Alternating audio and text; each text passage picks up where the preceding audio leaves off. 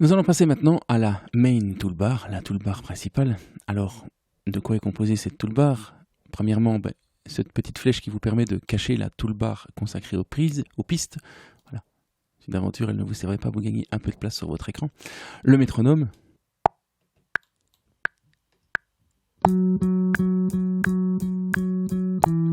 Métronome qui, par clic droit, peut être modifié de plusieurs paramètres. Voilà, le volume. Vous pouvez ajouter vos propres samples vous-même. Vous pouvez définir une taille de pré-roll et vous pouvez définir d'autres types de patterns. Comme par exemple, plutôt que de faire un temps fort suivi de 3 temps faibles, eh bien, vous pouvez faire alterner temps fort et temps faible.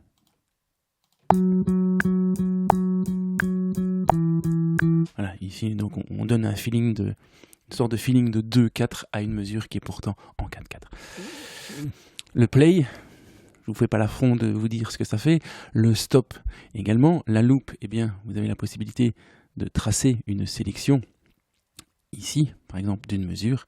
Et si la loop est enclenchée,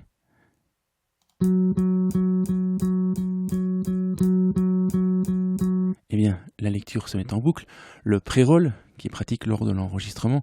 Imaginons que je souhaite enregistrer une nouvelle piste ici de guitare. Voilà. Eh bien, je souhaite enregistrer à partir d'ici, ou peut-être que ce soit plus logique dans l'arrangement à partir d'ici, voilà. Mais voilà, vous vous enregistrez tout seul et vous n'avez peut-être pas le temps d'appuyer sur REC et de tout de suite prendre votre guitare. Eh bien, vous pouvez enclencher le pré-roll, définir le nombre de mesures de votre pré-roll, ici dans notre cas 2.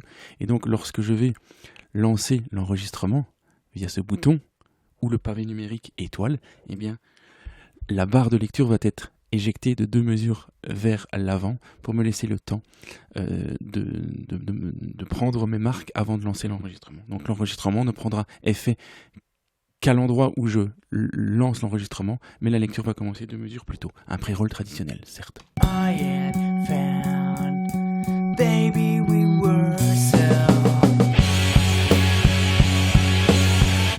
et donc constater que l'enregistrement a commencé bel et bien à l'endroit où nous l'avions commencé, décidé.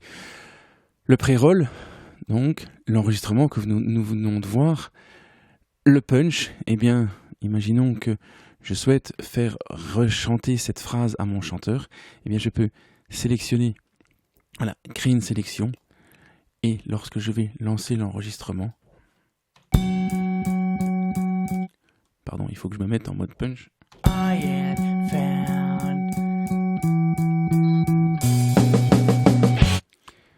J'ai effacé la prise ici en temps réel parce qu'elle n'a aucun intérêt. Mais vous constatez donc que j'enregistre par-dessus mon précédent enregistrement.